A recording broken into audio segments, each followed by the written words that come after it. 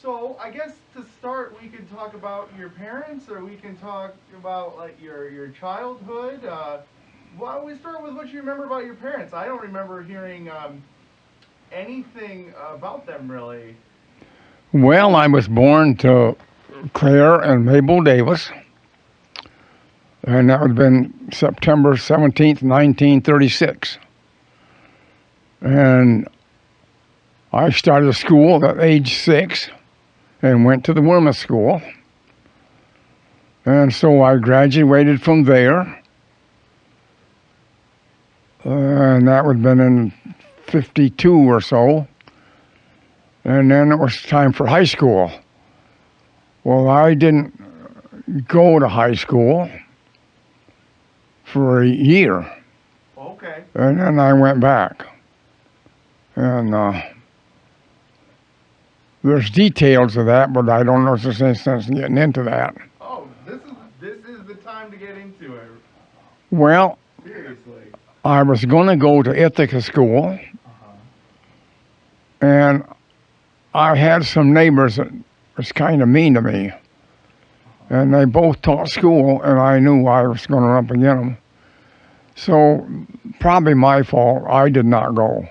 I didn't go there. So I started to fall, and it was a real hot day, and one thing and another, and they were assigning lessons. And toward the end, why, I went to the study hall and asked this teacher in a real nice way. I said, "Can you help me with this problem?" And he said sarcastically, "I ain't got to prove with you." Well, that turned Butch off. I told the bus driver not to pick me up in the morning. So I stayed out a year. Well, a log truck drove in, and that was my brother-in-law, Allie. And he said, "Get in the truck." And this was in the morning, the next day after I quit. Uh-huh. And I said, "I'm not getting in your truck." "No way, Jose." Well, the voices got louder. And he said, I said, "Get in the truck." I said, "I'm not getting in that truck." Well, Dad come out. It was a nice sunshiny day, morning. And Dad was in the house. And he come out, he says, "What's going on?" I said, "He wants me to get in that truck." And I said, "I'm not going to get in that truck." I said, I ain't going with him. Well, Dad was a good dad. Calmly and collected, he said, "Well, son, it's like this. If you're not going to go to school, you're going to go to work." Well, so he said, "Now get in the truck." Well, when Dad said get in the truck, you better get to doing something. So I got in the truck. And Allie taught me how to cut logs. I went on a 2-man chainsaw. And it weighed 90 pounds. It was a McCullough with a long blade. And you could turn the blade and it doesn't turn the motor upside down. Yeah, if you don't know, if you don't know a chainsaw, you won't know what I'm talking about. I know. I mean, I know a basic chainsaw. Was this like a big? Yeah, the handles would stay still, Okay. and then the blade would turn. Okay. Yep. And then the handle would come off on the end if you wanted to reach through something. So I was on the end of it, taking a handle off and on, off and on, and off and on. And that old hot oil would come out there and burn your hands from oiling a chain. And so I stayed out 1 year. Well, Eleanor was a secretary at Carson City. And she said, "Did you consider about going back to school?" Well, I knew I should. And yeah, I said, "I guess I ought to do that." So she took me down to the shop and one thing and the other, and Mr. Atkins was the principal, and no, he was the superintendent. He was a big one. Mm-hmm. And they showed me around, and I went back to school. Graduated in '57 from Carson. Then it was shops, and I wasn't no shop worker. And I was always an outdoor man. I loved outdoors. Mm-hmm. And my brother Wayne taught me how to weld, and he taught me a lot of things. I was a mechanic at 3 different tractor shops, and I got along good. I tried Fisher Body.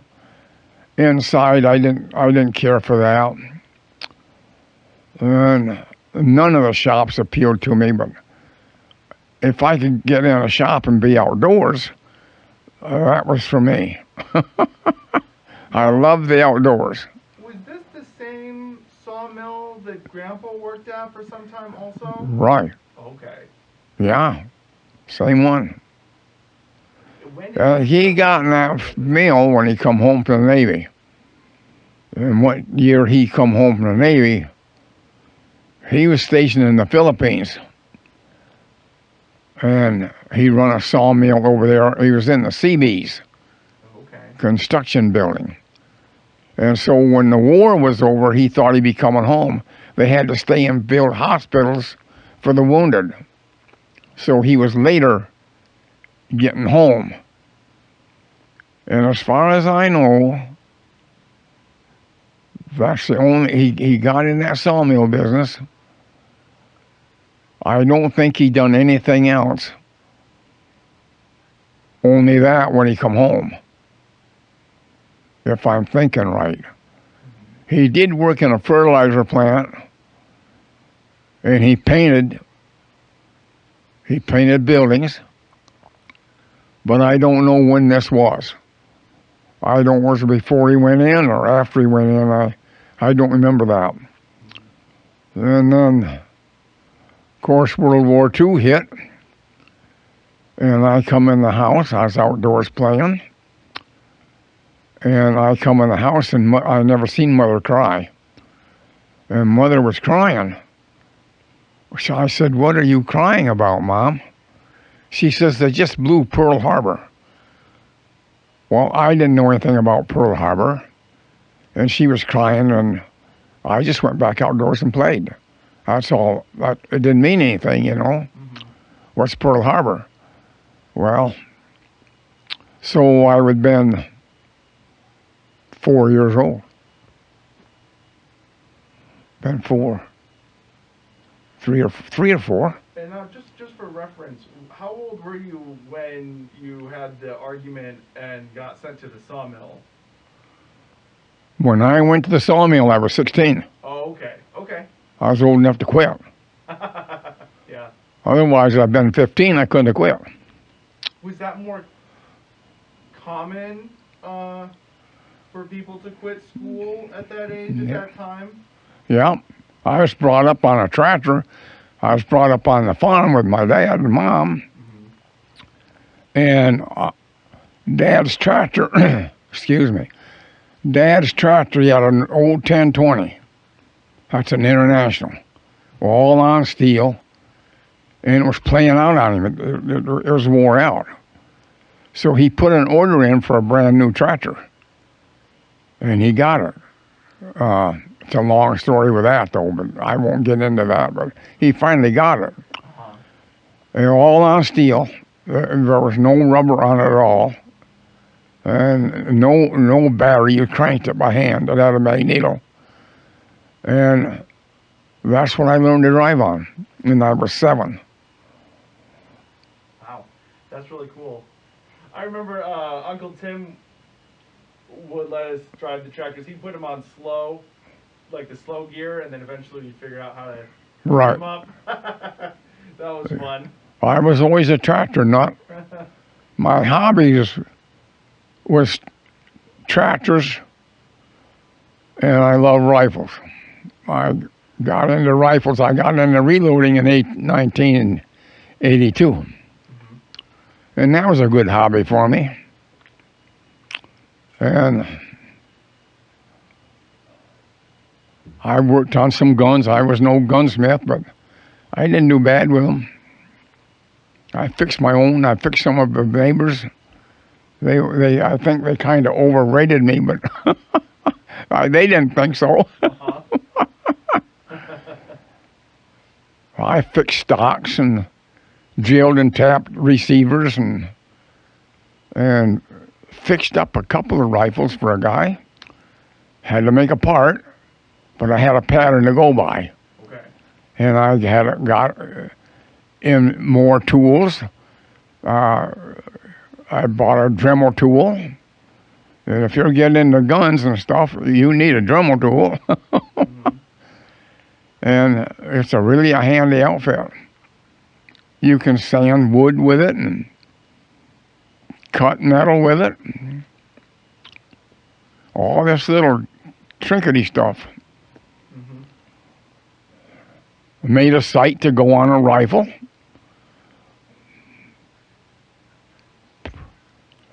It didn't, I couldn't really find what I wanted.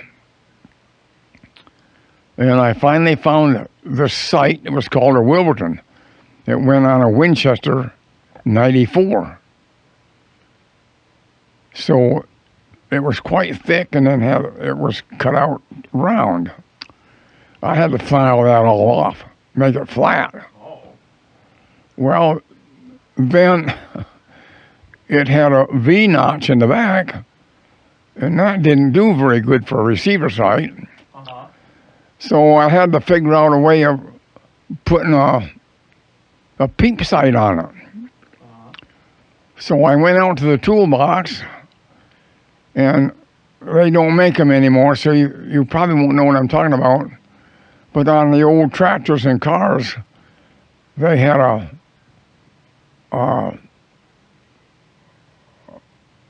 kind of a screw-like, and it bolted down. The nut, the screw, the spark plug had a screw, and then this nut went on top of that, and then the eyelet of the spark plug went on that and tightened down. So I got that, and I went out the toolbox and got a round file and filed that notch out more. Got some brown Exactly glass around and glassed that in there. And then I took a drill and run it backwards so it made a nice bevel. And boy, it made a good peep sight. I done that. It's still around somewhere, I don't know. Wow. That's really cool. I never throw nothing away. Yeah, Yeah, if you don't throw anything away because you need it. that's true. Wood, walnut. I saved every scrap of walnut I get my hands on. Mm-hmm. Yeah. Expensive nowadays. Everything's expensive. Yeah, and to me, plastic don't go on a rifle. Oh, yeah. This is my opinion. They can throw tomatoes at me if they want, but I can't see a plastic one. If you get a good one, now there's different grades of them things. If you get a cheap one, and after a while it doesn't want to shoot for you, what happens is the recoil of the rifle shoves the front screw up through the stock. Okay. So you're thinking you're tightening it up, and you ain't tightening nothing. Mm-hmm. It's just something there. So you got to remedy that somehow. But if you pay $800-900 for a good stock, yeah, plastic works. So who was influential to you growing up? Who did you look up to? Well, I liked what I was doing, so I guess it would have been Dad and Wayne and Allie. Now, how much? As far as, you mean like a celebrity? Who did I look up to? Like Gene Audrey or somebody? Well, I don't know as I really I never had really a favorite. looked up to, celebrities myself. Really. Okay. I Yeah. felt that's kind of. Wayne taught me a lot of stuff. How much older older was, See, he went to welding school. oh, He really? had a diploma and everything. Really? Hobart. He went to Hobart School, as far as I know. You may have to verify that with Tim. He might know. I'm pretty sure it was Hobart. And he bought the first farm welder in our neighborhood. Wayne did. And it finally went up in, I think, in the 70s or 80s. Well, and then we went to Ashley and worked together. And Wayne was an inspector. He worked nights. And then after a while, they put him over on days, if I remember right. And then that closed up. Thing is, I never was a factory worker because I never trust them. You just get going. If they put you on a night shift and you hire in on a night shift and not a day shift, chances are it's very slim you're going to stay, because what they do is they bring in these orders and fill them, and then they lay off. Or if you can get on a day shift, you're probably pretty much safe. But a night shift, they can just close that up anytime. Very interesting. And there you are. Now, so how many siblings did you have? There was you. One. There was Terry. You, Terry. Okay. Only one. And he was born in '63. And we lost him in '96 at age 33.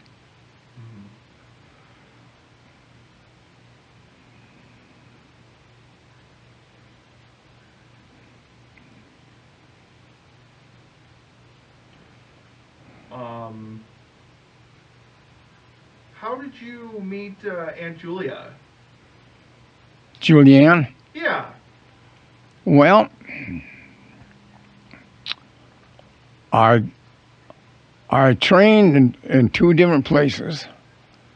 I took my first 8 weeks at Fort Knox. Then they cut me orders to go to Fort Leonard Wood in the second 8 weeks in combat engineers, explosives and stuff, and 3.5 and machine guns and all that. Well, I got into a kind of a situation that they lost some of our records for some of the boys. And so I was in a holdover thing and for a while. And I met a friend, Ray Rice. And his mother knew my mother-in-law, but wasn't my mother-in-law at that time. And she said the pretty woman was from a family of 9. And his mother, Ray's mother, asked Julia's mother if one of the girls would write him. And Julia did. Julia wrote him. And he wouldn't answer it back. And I said, do you mean to tell me you're not going to answer that girl back? No, he says, oh, he was in headquarters company. I was in a line company. We was in the same outfit, but we never got to see each other that much. And so it run along a couple of weeks. I said, you ever write that girl? No. He says, I'm not gonna. Give me the letter.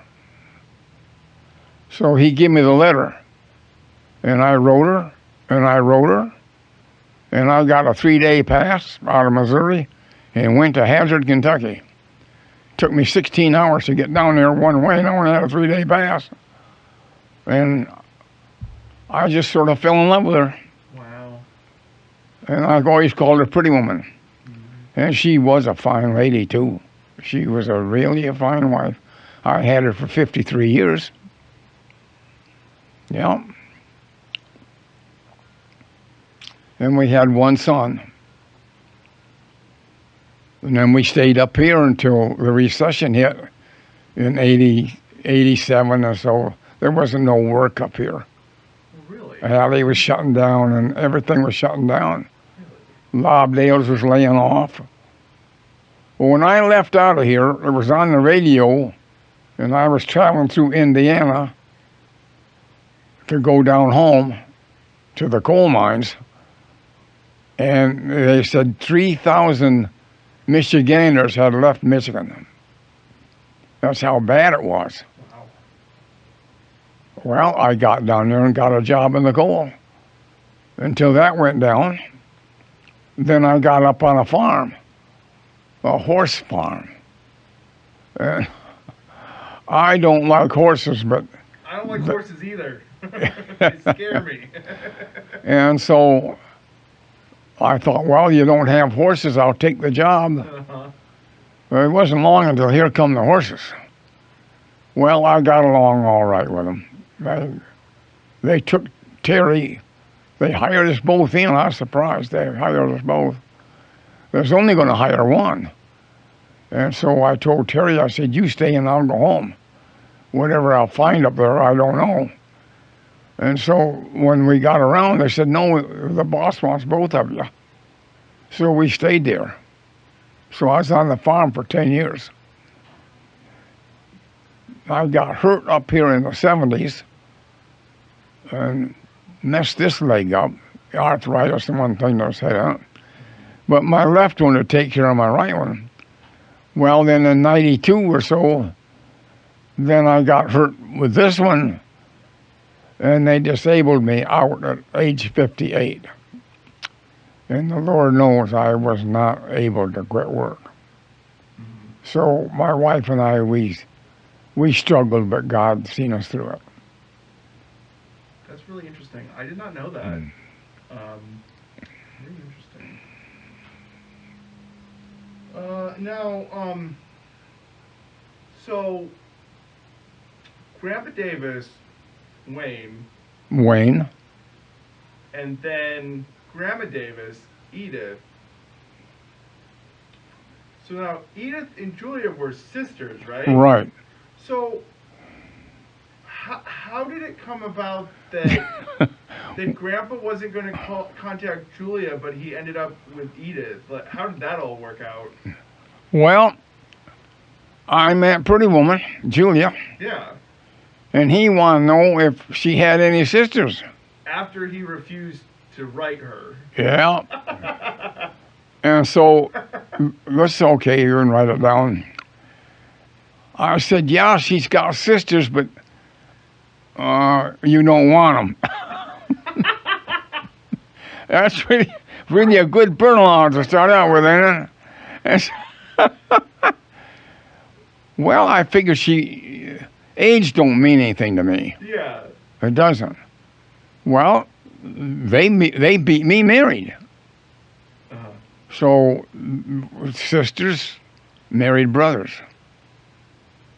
Yeah. So when we stayed up here on the farm until I moved out of here in 87. Uh-huh. 80. I moved down there in 80. I didn't know that they were part of a family of 9. That's really interesting. Yeah. I don't know if I can name them.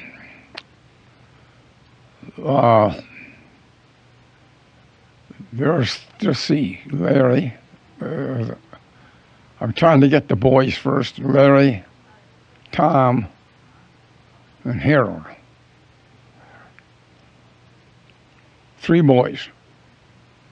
Harold died of cancer, got killed in a car accident. They hit him. Mm-hmm. And Larry's gone. And Tom's the only boy left. And there's only 2 sisters left right now. So there was Etta, Edith, Julia, Peg, Nancy. I think I've met Peg and Nancy You probably met Nancy. a couple times when we were younger. We went down to Kentucky. Okay. We met a lot of people. Well, we went a couple times actually, and met them. That was really it. Hello. I'm just grabbing the room trash. Oh, of course. Okay, So one that I know that Mom was really curious about when I was thinking of kind of like good questions and good things to talk about. Right. You and Aunt Julia wrote a series of love letters, Right. and you would end them with these really long acronyms. Nobody knows what those actually mean. Do you remember what all of those letters stood for, and how did that come about? What was this now? I didn't get you. You had a set of letters, a series of letters. Right. I think they got burned. No, they're in a box at Uncle Tim's house. They are? Yes, Mom found them Oh, okay. recently. Next time you talk to her, mention that.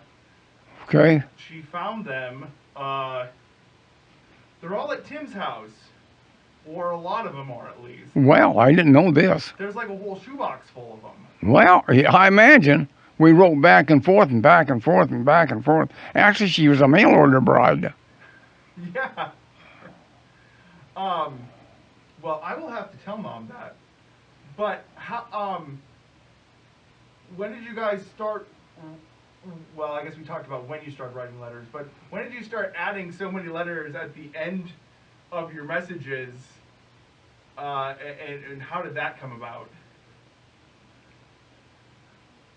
How did we end, you mean? Yeah, with your letters. Well, when I married her and stuff, why, we just quit writing.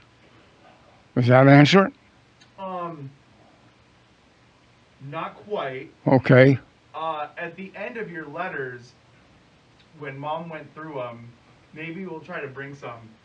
Well, I'm gonna mention to Mom that you didn't know that they existed. Right. Would you like to see them? Yeah, they're at Tim's house. I'm very sure they're at Tim's house. Well, they won't throw them away, but no, I probably won't read them, Kirby. Okay. You want to keep them for yourself or whatever, I don't care. I know, Mom. I'm not going to be around Kirby, you know that. Mom thinks they're really special. Yeah, we always ended up with, I love you, and I did love her. And she loved me. I sure missed her.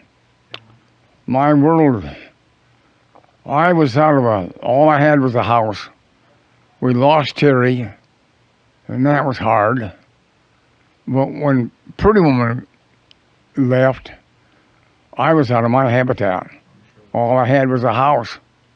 There wasn't a home no more. And she wasn't there, and who was there? Nobody. The Lord, I knew him, but and then sometimes I'd get to feeling sorry for myself, and I said, this ain't going to work. And if I felt it was coming on stronger, I'd get in my car and go to town. I didn't have anything to go for. I'd go anyway. I'd get into the Peddler's Mall or someplace and look around and shop and get over it. But when night comes, it's different again. Yeah, there was just an empty house. All I can say to guys is they need to appreciate their wives. They take them for granted, and that ain't right. True. Very true. When they lose one like I did, and a lot of them have, so they know what I'm talking about, but it's not the same. Your habitat and life has changed. You don't have anybody to talk to. She was always picking dead skin off me, dead heads or whatever you call it. I missed all that. I couldn't reach my back. And if I itched, I had to go up to a door sill. And there's a lot of things that they do that you don't realize until they're gone. Yeah. But she was a good cook and always there for me. I tried to keep her in the car, as good a car as I could get her, so it wouldn't break down and stuff. And she got where she could drive all by herself. I taught her to drive. You taught her to drive? Yeah. That's really interesting. Yeah, I taught her to drive. Bought the wrong car first, though. I traded cars, and it was a straight stick, and she couldn't get onto it. Oh yeah.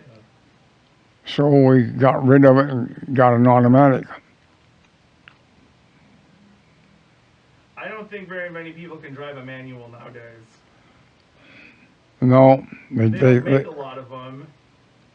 yeah. And well, if you're just not used to it, you're gonna have a hard time. Well, what she do was, she could have done it, but she just, I don't know, she just didn't have she didn't like it. She didn't want to learn it. Right. It would jump and jerk, you know how they are. Oh yeah, yeah. Familiar with how they work. So I've never owned one, but I know. it's how they just, work. it's just as well. You don't want them anymore. No. You get them up on a hill and one thing and another, and people don't understand. You'd have a lot of bumpers smashed together because people would pull up on right tight to a straight stick. Well, the straight stick comes back till it gets going. So what do you got? A bumper in your bumper. Pitiful. Yeah, I don't know who's even. I don't know where you get a manual nowadays. Tell you the truth, I don't know. I don't know if you could or not. I don't know either. That's very interesting. Yeah. I don't think you can. I don't know if you can either. I'm sure if you wanted one, maybe you could, but Yeah, you really have to go around looking. right. What did you and Aunt Julia do for fun? Did you guys go any good vacation memories? We went out to Missouri and, well, let's see. I went back out to where we're stationed in Missouri, and we went out there and through the caves of Jesse James out in Missouri. And we went out there in about 60, probably about 70. Okay. Vacations, no, we hardly ever had any. We'd go back and forth to Kentucky, and they had memorial services down there once a year, right in July. And Mother, she wouldn't take no for an answer. I had to get Julia down there. I told her one year, I called her and called her, told her and told her, I said, we can't come, Mom. We cannot come. And she wouldn't have it. Well, we went. It's time to thrash grain.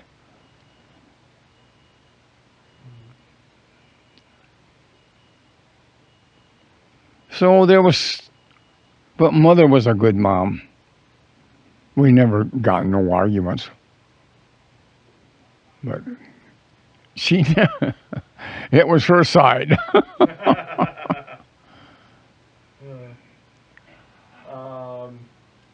see. Oh, you said she was a good cook. Yeah. What was some of your favorite meals that Aunt Julia made? What's that? What was some of the best things that Aunt Julia would cook? I know her. She had a recipe of several. And she knew how to fix deviled eggs. And everybody wanted them. And there was another one. There were several. But I can't remember what they were. Baked beans, maybe. Green beans. They were vegetarians down there. And they done a lot of that. And I was never a vegetarian. I never knew it was good for me, I guess. Right. I was always a meat and potato man. Right. Yeah. No, she had a lot of dishes that in recipes. I don't know. She had something like 23 cookbooks, maybe more. And she was always fixing something for reunions and stuff. And she'd work at it. She loved to cook. Did you guys have a garden? We did try a garden, but it was crawled out of land down there, and you couldn't raise a garden in it. So we give up. We give up. They didn't turn out, and we got into cutworms in one place. Well, that wasn't no good. I guess if you know what you're doing, you can control them, but I don't know if you can or not. She loved flowers, and she was good with flowers, and oh, she just had the yard just beautiful, and she loved to work in them. Yeah, she loved her flowers. Katie and I actually just tried gardening this year, and it's been fun. It's been good. I moved out. Oh, that's fine. Yeah, that's fine. Yeah, we had basil and sage, and tomatoes, Oh yeah. catgrass. Oh, the cats love catgrass. That was the most successful thing 'cause it's so easy to grow. Pretty woman loved string beans. Mm-hmm. Yeah, green beans, and boy, she knew how to fix them too. But I was never a bean man that way. Right. I liked white beans and pinto beans, and but when she did fix them, I'd eat them. That's good. I didn't know that they were vegetarians. I guess. Well, if you just take a green bean out of a can, you ain't got anything. Oh yeah, of course. Water. And she would buy. She liked to go to fruit markets and buy the garden, and she would knew beans. I didn't know them, and she'd string them and fix them in her recipe, and oh, would they ever turn out good? And then she'd take them to the church, or whatever, and when we had dinners at the church, she always fixed 3 and 4 dishes, not just one. That's really cool. That's really awesome. Yeah. I know. Yeah. Well, Wayne and Edith, they always had a huge garden. They had collard greens, and they'd have corn and green beans, cucumbers, squash, tomatoes. You know, all the things actually grow in Michigan. That's. I loved. Is it called coconut squash? You stuff them. I don't know. What's about this big around and you stuff it? I don't know what you stuff it with. She'd fix them. Oh man, we'd have them watching TV at times. I guess I don't know what. I guess I'm not. I can't tell you what they are. I call them a. Is there a coconut squash? I don't know. Let's consult the internet real quick. I don't really like squash, to tell you the truth. So I don't really. Well, some know. of it's stringy. Yeah, yeah. Mom always made it and made me eat it, and I just didn't like. I didn't really like the texture of it, Right. and I didn't really like the flavor of it. Yeah, I know what you're saying. There's sweet potato squash, and then there's squash butter. Interesting. It's like that guy. That's the type that Mom always had. No, it's called a coconut, maybe. A coconut squash. It's about this big around. Very long, you stuff it. Take the innards out. Oh, I messed this up.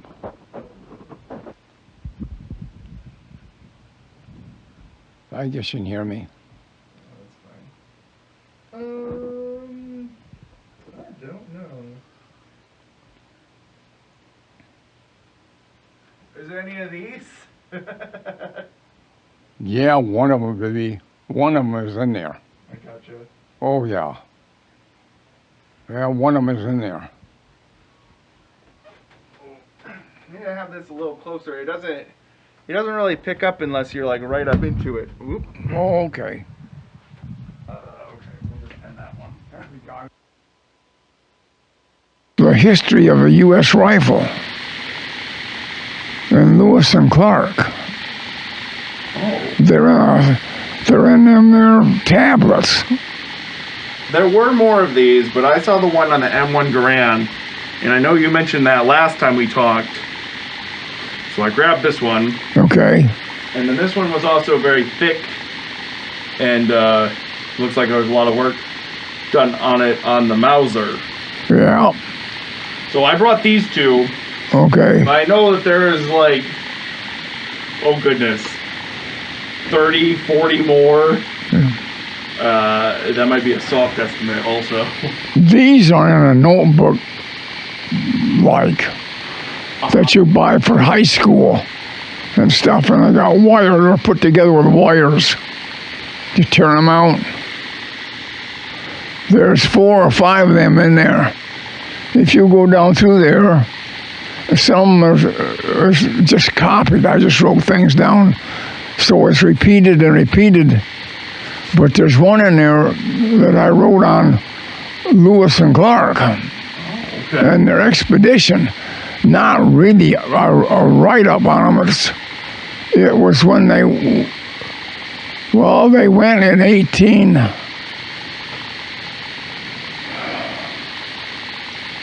Now I'm getting my centuries messed up. They went in 1804.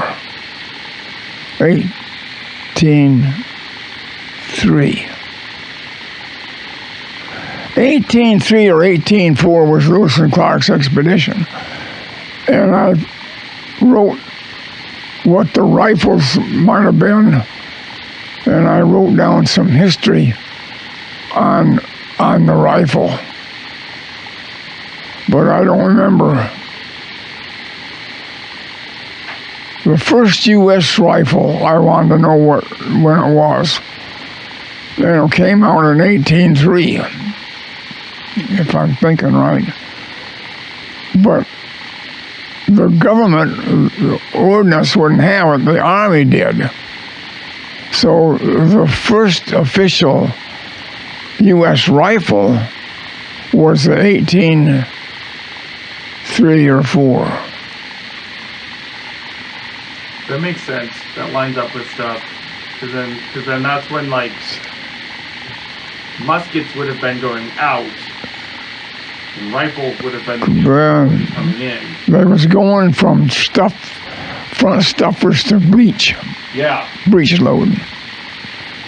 That makes sense. And I wrote a story in there, a hunt. I said, let's go on a buffalo hunt.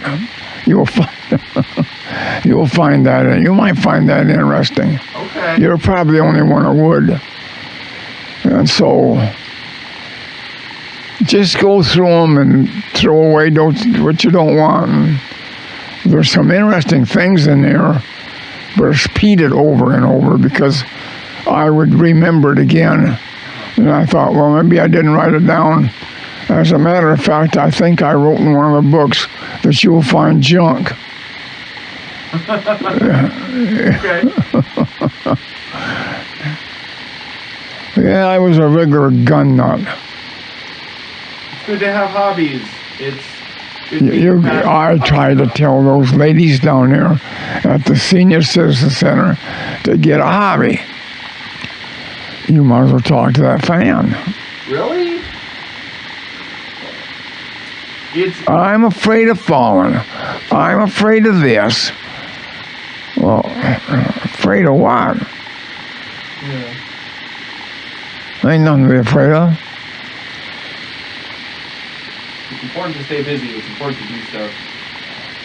Well, I like tools. I don't care. I'm not rich. Everybody knows that. But do I need things? No. Yeah. But do I in my own? Yes, I do. It's me. I've got 2 or 3 trimmers, and I hooked one up, Tim and I did, in electric, run off a pencil sharpener motor. Really? Well, I don't need it, but if I was being living on again, it wouldn't bother me at all to spend $500 on a RCBS trimmer. Do I need it? No. I like tools. I love working with that thing. Stand there and trim brass, ream them out, destroy them. No. Yeah, that sounds about right. You need a hobby. I don't care who you are. Nope. You need a hobby. For sure. Did you have a soldering gun? Did I what? Did you have a soldering gun at any point? A soldering gun or a soldering iron? I did, but it went up. Oh, okay. Because Mom found a box of soldering rod, and I've been thinking about getting into soldering myself. Mom found the box of the coil rod, but there was no soldering iron or soldering gun in there. No, it went up. Oh, okay. And Weller is a good one. Weller is a good one. We'll get a Weller. Well, things have changed. I'm back, you know. Yeah. And there's 2 different styles of them. If you're really in small stuff. Yeah, it would be for music equipment, like like computer boards, PCP boards, and connecting, like making pedals or like music modules. I would get a heavy duty one then. Okay. You don't need a commercial. Right. You don't want the El Cheapo. Yeah. I stay with the middle of the road. That's been my philosophy. That's a good way to do things. Yeah. So, Sandra wanted to know, what is your favorite childhood memory? What's that, Kirby? What is your favorite childhood memory? Memories? Yeah, of your childhood. Yeah. I've got a lot of good memories. It's hard to pick out one. All right, let's do a couple. I think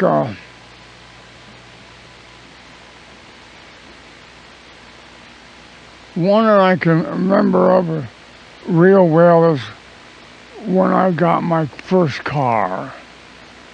That was really a nice. It was a '47 Chevy, and my sister and I sort of went in together and got it. And that was a real thrill to me. What color was it? Well, it ended up in a 3-tone. It was supposed to be a 2-tone. Uh-huh. It was light blue and dark, but it got smashed in the radiator and the hood, and they never could match the front end very well. So it ended up in kind of a 3-shaded blue. It was a Club Coupe, Chevrolet Club Coupe. Really nice car. Yeah. How long did you have it before the radiator got smashed? Not long. A milk truck. I took my sister to work, and coming home while the snow was piling up, and this milk truck was ahead of me, and he started backing up. Well, my car wouldn't back up. I was stuck in the snow, too deep. I blowed the horn and blowed the horn and blowed the horn, and he kept on coming and smashed it. Well, he said, I ain't got no brakes. So they fixed it, got it fixed. And I didn't like the three-tone job, but money's money, and so it ran. It done all right. And then in '57, got to think a while.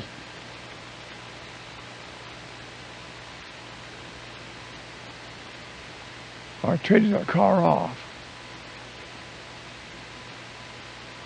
for a '53 Mercury. So the '53 must have bought '54, so it was used, but it was a good car. It had a flow tone to it. It was had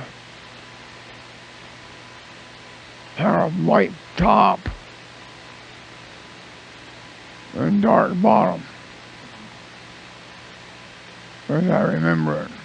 Boy, it's a while back. Boy, I didn't realize it so long ago. And that got traded off for a '58 Mercury.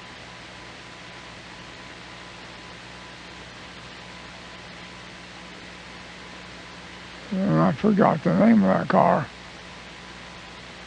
It was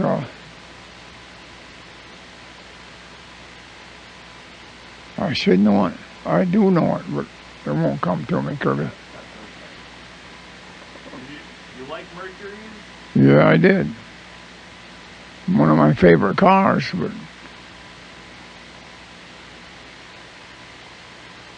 I like Buicks and heavier cars, but the earlier ones was not very enticing.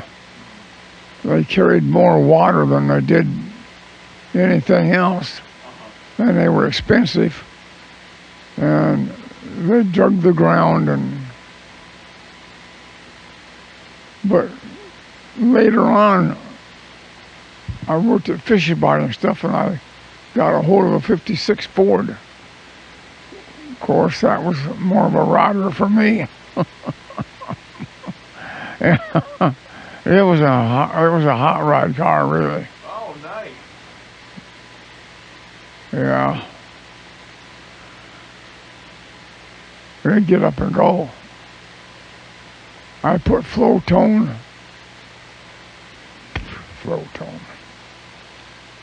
Yes, I put flow tone mufflers on it, along with turnpike cruisers, and you don't know what them are. I do not. A turnpike cruiser skirt is a skirt, and it fastened on the outside of the back well housing, then clamped on. Made it sharp, but was bad in the wintertime if you had a flat tire. I'm sure. So I had some nice cars. I really did. Sounds like it. And then in '80 and stuff, and Uncle Sam took me in the service, and I got into rifles.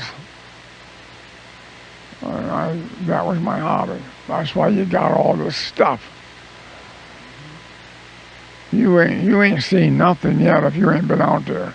I have. I actually was just at the house Saturday, and we went to a flea market with Shanda and Kyle, Alexis and Josiah, and then we went back, and that's where we took the family photo, and we went through some stuff, and so I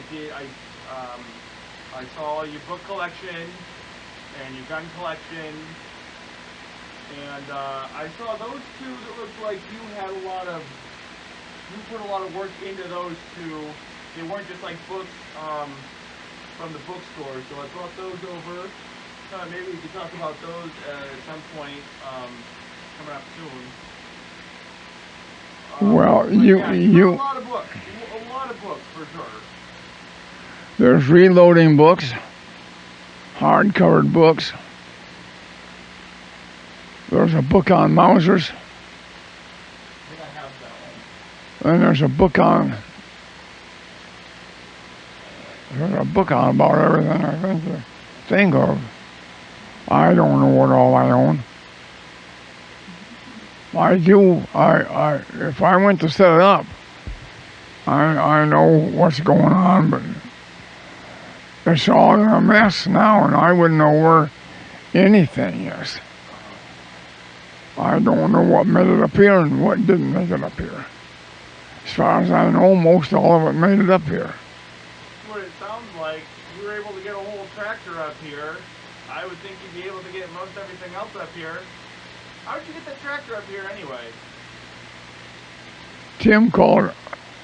Randy hauled it on a trailer. Oh, okay. I see. Very cool. Yeah.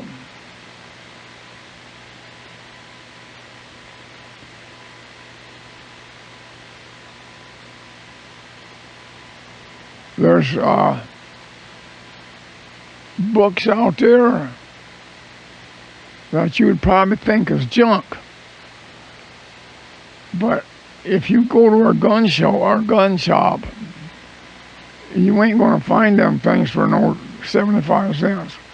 Yeah, I believe that. So whatever you throw away, it's gone.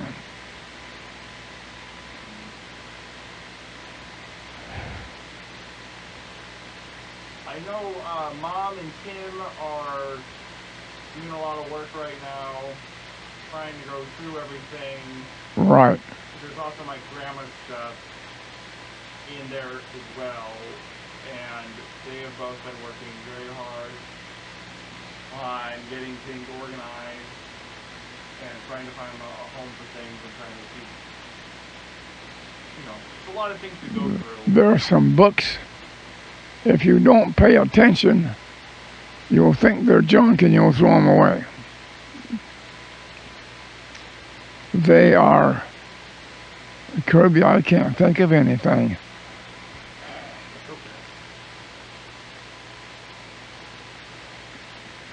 The notebooks with wires in it. Yeah. They're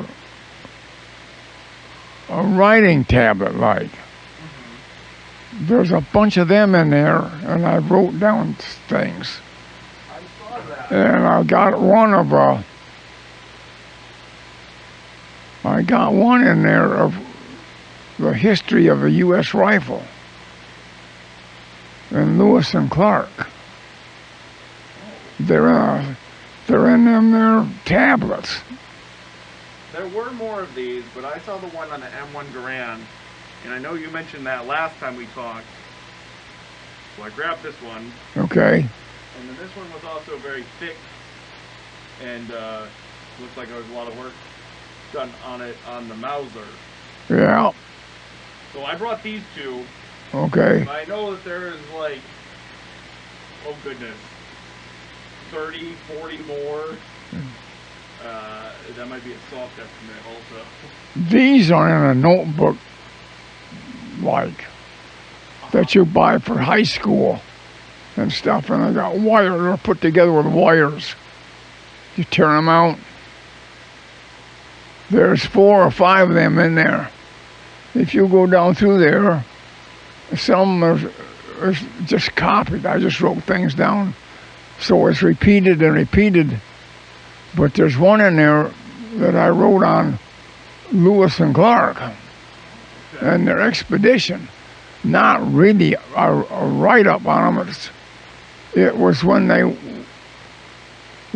went in 18...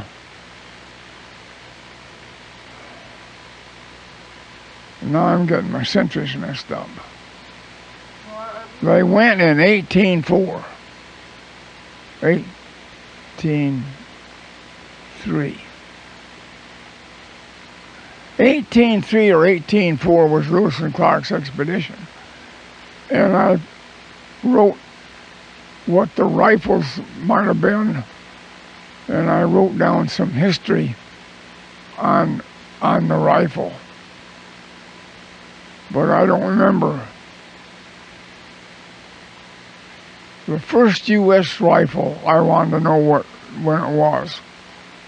And it came out in 1803, if I'm thinking right. But the government ordinance wouldn't have it, the Army did. So the first official U.S. rifle was the 1803 or 4. That makes sense. That lines up with stuff. Because then that's when, like, muskets would have been going out. And rifles would have been coming in. They was going from front stuffers to breech load. That makes sense. And I wrote a story in there of a hunt. I said, let's go on a buffalo hunt. You'll find that, you might find that interesting. Okay. You're probably the only one that would.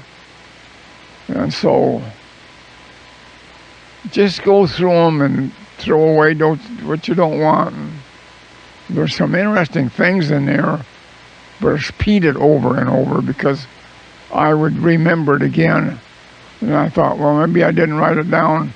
As a matter of fact, I think I wrote in one of the books that you'll find junk. Yeah. Yeah, I was a regular gun nut. Because they have hobbies. I try to tell those ladies down there at the Senior Citizen Center to get a hobby. You might as well talk to that fan. Really? I'm afraid of falling. I'm afraid of this. Well, afraid of what? Ain't nothing to be afraid of. Important to stay busy. It's important to do stuff. Well, I like tools. I don't care. I'm not rich. Everybody knows that. But do I need things? No. But do I in my own? Yes, I do. It's me. I've got 2 or 3 trimmers, and I hooked one up, Tim and I did, in electric, running off a pencil sharpener motor. Really?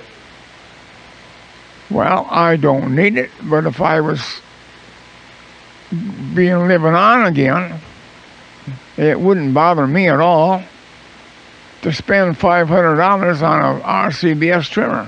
Do I need it? No. I like tools. I love working with that thing. Stand there and trim brass, ream them out,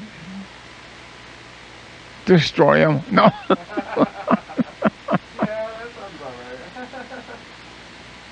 You need a hobby. I don't care who you are. You need a hobby. Did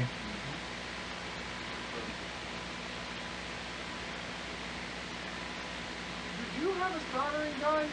Did I what? Did you have a soldering gun at any point? A soldering gun or a soldering iron? I did, but it went up. Oh, okay. Because Mom found a box, a soldering rod, and I've been thinking about getting into soldering myself. But Mom found the box of the coil rod, but there was no soldering iron or soldering gun in there. No, it went up. Oh, okay. And Weller is a good one. Weller is a good one. We'll get a Weller. Well, things have changed. I'm back, Yeah. And there's 2 different styles of them. If you're really in small stuff. Yeah, it would be for music equipment, like like computer boards, PCB boards, and connecting, like making pedals or like music module? I would get a heavy duty one then. You don't need a commercial. You don't want the El Cheapo. I stay with the middle of the road. That's been my philosophy. That's a good way to do things. Yeah. So another good question Shanda had was, how did you become a Christian? And how did you come to know the Lord? Well, I got to go back again. It's a simple story, but it's kind of a way complicated. You'll see as I go along. I did not know the Lord all through high school, all through grade school. And Judy, my niece, she went to Bible school. And How she old would, were you at this time? oh God, now you've got me. Judy would have been just a girl in, probably a girl in grade school. Okay. All right. Probably 7th, 8th, maybe before. And of course, there's no secret alley, drank and one thing and another, and she pounded on him. And she would leave tracks at the tavern when she would be in town and see him. He'd stick it in the pickup in the wiper. And to everybody, she'd hand out tracts. Well, now I gotta get things squared in my head. That hurt. Anyhow,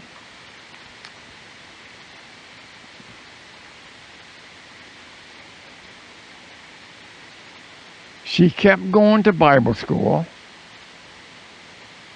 and she got her mother, Eleanor, had been saved. I don't know when she did get saved. And so her and Eleanor would go to church. And they're still working on Allie. Well, Uncle Bill Knight come along. Have you heard of Uncle Bill Knight? That's why it's getting complicated, because you're not going to know who I'm talking about. Yeah. So we got to go back to know who Uncle Bill is. Okay. And so Uncle Bill was a Bible teacher for the county. And he would come around to the schools once a week and tie Bible studies. I don't know if he come to ours or not, but I know he came up there to New Haven Center, or must have been. You might be able to get some more of this from Judy. Okay. And so he got a job of preaching at New Haven Center. And Wayne and Franklin Lane accepted the Lord. Wayne may have already had, Franklin hadn't. And with Judy talking and one thing and another, it started a chain reaction. Well, I got through working one night. Now we're going to go back to where I got saved. I hope this all falls in for you. I skip around That's okay. because I can't get it all lined out. You know what I'm saying? So I had a motorcycle, and that would have been 57 and 8. Yeah. So at the end of the day, I would take it and go for a ride. and just running around. Uh, I got to the end of the driveway to go either north or south, and something told me to stop. I stopped at the end of the driveway to go into the road, and I said, "Oh, which way am I going? Am I going to go north, and am I going to go south?" Well, go south. Wrong. Go north. So I went north. And Frank had just got saved under Bill Knight sometime during the 6 months or whatever time. And I heard a voice, and boy, that bike of mine would make a noise. It had dual mufflers. It was a Harley. And of course, I made it make a little more. And I heard a voice hollering, "Cleo." And I thought, I don't see nobody. Well, coming off from Bliss Road, wrong again. Coming off Buchanan Road on the Haven Road, there's a long field. I think it's still, it's probably undercover now. And why he was way back in there, I do not know. And I couldn't see him. I just heard this voice. And so I think I had to turn around. And I turned around, and there was Frank way down in there in the swamp cutting wood. So I had to have been in the fall. And it was daylight when I got to him. It was pitch dark when we went to the house. It was midnight. And I accepted the Lord that night. Wow. And he got Uncle Bill on the phone and told him that I just accepted the Lord. Now you're going to find a paper and just throw it away. This means nothing, really. I dated a girl, a shepherd, and she was Church of Christ. Well, I didn't know Church of Christ, Church of anything else. I thought a Christian was a Christian. Well, you had to be baptized right away. Their belief was different. So they wrote it down 59. There's a paper there, but I was born before then. So if you find a thing, I just want somebody to throw it away. Because it's going to be confusing to other people.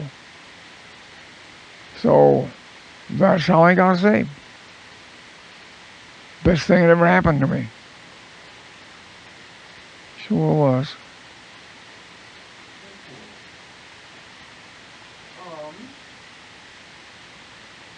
This is a question from Kyle. What was your favorite decade? Favorite what? Your favorite decade? Your favorite year?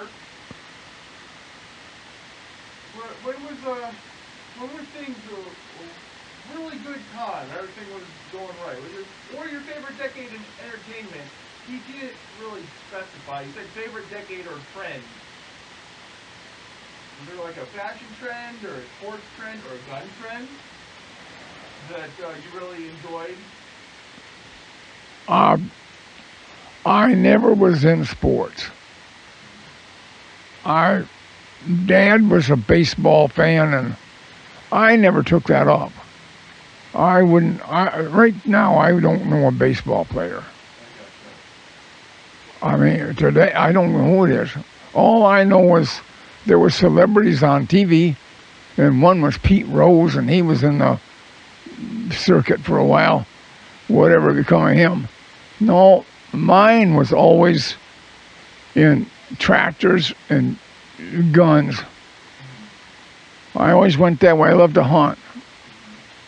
I didn't have a lot of money to hunt, but I hunted around the house, hunted around where I could. I enjoyed the outdoors. And I loved to skid logs. I stayed with Allie and stuff because it was cut out for me. Yeah. Yeah, I love to skid logs. Hard work. That seemed to be what I liked.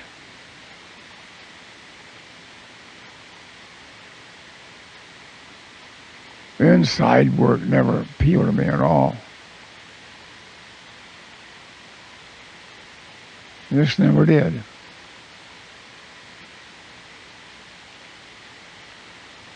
Kyle also asked. Did that answer all your question? Yeah. Okay. What are some things you like to do when you were younger? Like when you were a child, what did you like to do? Well, I really wanted to get on a crane, but I didn't do it right. I couldn't get in construction. I wanted to. Well, years later, I found out my mistake. Oh man, he said, how did you approach a boss to get a job on a crane? I said, well, naturally, I said, have you got a job for an operator to train a man? I wanted on-chain training. He said, you didn't do it right. I mean, this was back in the 50s, now up in the 90s, close to 2000. Right. And he said, you should have hired in as a greaser. And you said you got on your crane. You'd have to move it around, move it around, move it around. You'd get to move it around. Oh, okay. The greaser helped move the crane. Yeah. Gotcha. And I'd have got it. Nobody likes grease. I did. Right. But grease never bothered me none. One did. Transmission oil. That is stinks. Yeah, it still has a weird smell. Oh. Yeah, that's weird stuff. One time I had a Lincoln Mark 7 and I put too much oil in it. I filled it all the way up. And then Grandpa and my dad weren't really happy because apparently that could have caught the whole car on fire. I didn't know you could have put too much oil in. Like, in my mind, I was like, why would they make it so you could put too much oil in? They just have to just put the right amount in if you filled it up all the way. That was a mistake. But everything turned out fine, so Yeah. I don't know. No, I love to weld. I worked in welding shops and welded for myself, and I like that.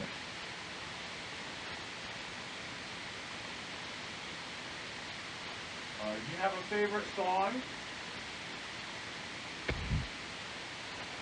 Basically, I don't. Yes, I do.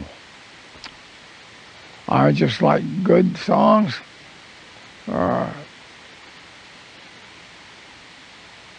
A lady come in here the other day. Did I tell you about this? Did I tell you about this, Papers? I don't believe so. A lady come here the other day. Her name is Rachel. And she works at Op. Well, all it wants to come out is octopus. Oncologist? Yeah, the hospital. There you go, hospice. Okay. I finally got it with your help.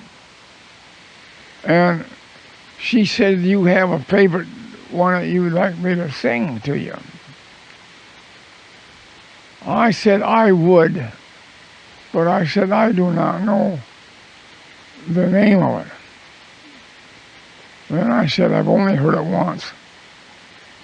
Then I said, a lady in the Lord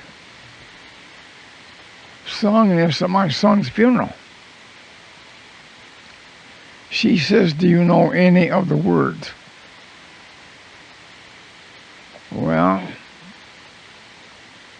I thought a minute. Yeah, I said, I do. I said, I'm drinking from my saucer because my cup is running over. And she found that and copied it off, and there it is. Wow. That's really cool. That's real cool. But as you say, it's a favorite. I don't think I've ever heard of that song. Oh, I never did neither.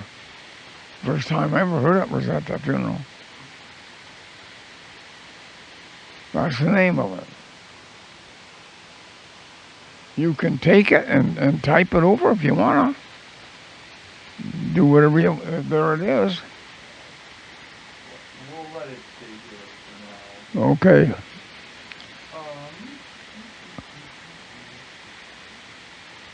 that's it for all the other questions.